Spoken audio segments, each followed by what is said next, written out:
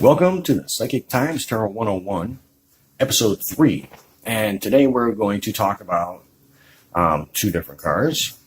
The ones that come after the Priestess and the Empress are the Emperor and the Hierophant. Now, the counterpart to the Empress is the Emperor.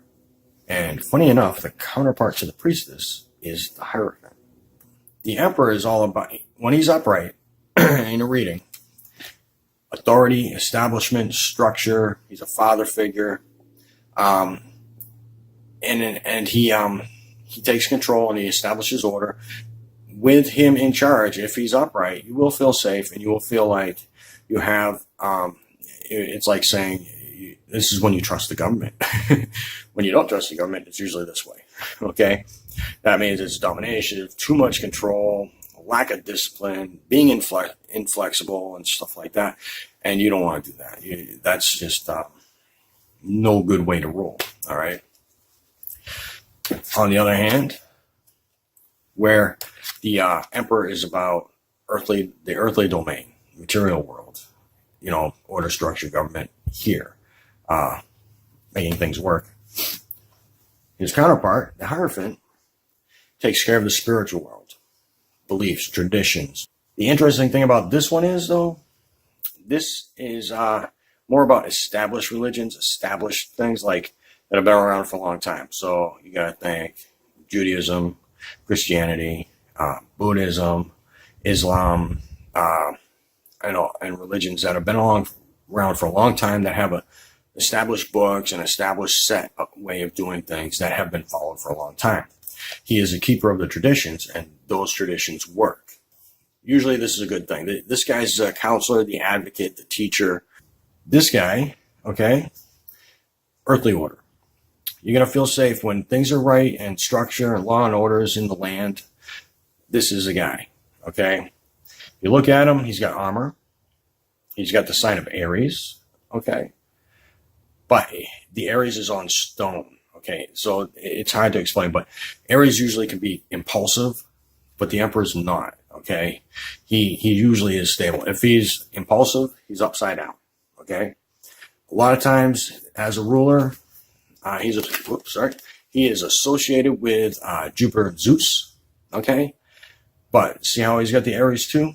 That's a balance of Mars, Aries, Jupiter, Zeus. All right, love, mercy, and what you would do to protect what you love. Okay, that's what those energies are about, and I'll explain that later when we get into the pip cards and numbers and the Kabbalah.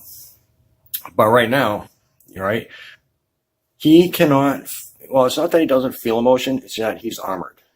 If he shows emotion, he's afraid that people are going to take advantage of him. And if you want that, you go to this guy. Okay, you want someone that's gonna, tell you you're forgiven. You go to the priest. Okay. And do this repentance and you'll be forgiven. He can't do that. He's got to put you in jail. If you don't do what the laws and orders of the land are, there's punishment on this one. With this one, spiritual laws, forgiveness. Earthly establishment, authority, father figure. Spiritual, religious establishment, authority, mentor. Okay? Now, a lot of times, these two will, this one will always try to advise this one, because there's a lot of situations in the world where the Emperor, the only time that he is going to show his feelings or if he's confused is to this guy. Okay, he won't tell the rest of the world that he's confused. He will have to find someone that he trusts and believes is a good advocate and a confidant. His counterpart from the previous cards is the Empress. So together they rule the kingdom. She softens him up. She's the emotional card, whereas he's more like the rational, like we need to do it this way and structure it. Okay, disciplinarian. Okay, his counterpart is a high priestess. Okay, and the high priestess is not established tradition. She's more like spiritual mysteries, and maybe later on we'll do a recap of the first 8 cards or so. And I'll explain how they're all connected too. But that's what these two cards are about. When this is upside down, that means that you need more order in your life. Things are out of control. Okay?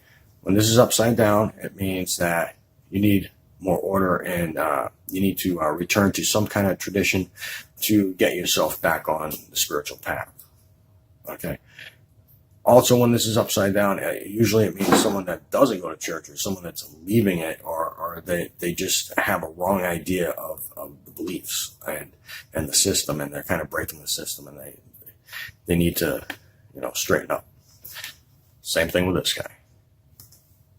You don't want this guy for a ruler, because that means like he's domineering. There's too much control going on. He's like a control freak. He doesn't have any discipline, but he wants you to do everything he says. There's no flexibility. There's no mercy. A true emperor will always have flexibility and mercy. That's how the kingdoms run. He is Lord over the earth. He is the intercessor for the spiritual realm. Now, where are we? Okay.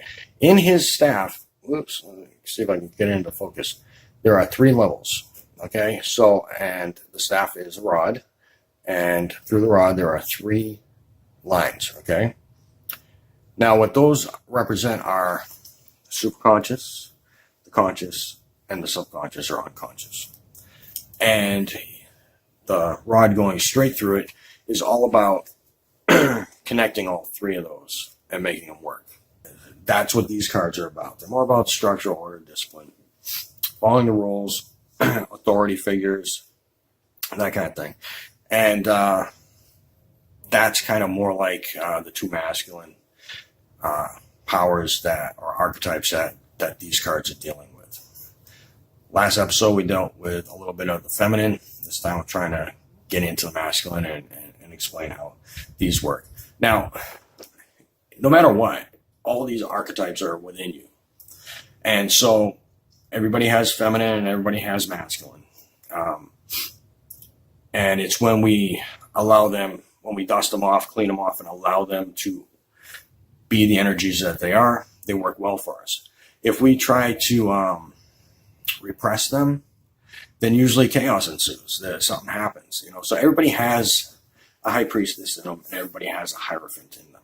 Okay, they have some of that they have that the power to of knowledge and the mysteries and stuff like that, and then they also have the powers of structured spirituality and the ability to be advised by someone who knows more than we do. Okay, and everybody has an empress in them. Everybody has that nurturing part of them, and everybody has an emperor in them. Everybody has that disciplinarian. A lot of times, you will find like single mothers have to really activate the emperor to keep order and control, and it's not a gender thing. That's what I'm trying to get at. It's not a gender thing. Everybody has all these archetypes within themselves, okay? And the ones that are repressed cause issues. The ones that are allowed to flow help us in everyday life, and things go way smoother. All right. I didn't get too much into it, but like I said, Aries energy, Taurus energy. Hierophant is spiritual wisdom, religion, structured religion. Knowing that we need to follow a system to get where we're going. Like Buddhism, right? Beautiful religion. But you can also screw that up by not listening, to the monks. Or, you can screw it up because you need guidance. Everybody needs guidance, spiritual guidance. Everybody needs some kind of personal tradition. But before you make your personal tradition, it's usually good to follow an established tradition. And then when you've got that, when you've got that and you've got the respect for it, then you can go on and kind of make your own personal tradition. The emperor, all right? He's more about ruling a kingdom, so he brings his energy will bring order to the kingdom, where father's energy or the fatherly energy is supposed to bring order to the house. If you want a reading with me, I want you to find me on the link above on Facebook, below on YouTube. I work at a wonderful place called Kasamba, and you can, if you've never had a reading with me before, you will get your first 3 minutes free, and just follow the link, and it'll take you right to my profile. Or you might just want to look around. There's a lot of great psychic advisors there, and you can take a look around and see if there's somebody else that you might resonate better with. And that's fine with me. It's a great company. I don't mind helping them get some business, because it's the people that have helped me get established there have been nothing but awesome. And that's all I got for you today. Subscribe to my Psychic Times newsletter, and what I do is I find a lot of really cool psychic, paranormal, metaphysical articles out on the web, and I put them all together. And soon I'll be doing a live show where I talk about some of them, and I'll have some guests. I'll have psychics, astrologers, ghost hunters, whoever I can bring to the table, and we'll discuss these things. And during that, if it's a psychic, you might be able to throw out a question at them, and they'll give you an answer. Or if it's a tarot reader, they'll probably pull a card for you. If it's an astrologer, they'll tell you a little bit about you or your sign and how to get on the right track. But until then, love and light. I love you all, and I will talk to you later.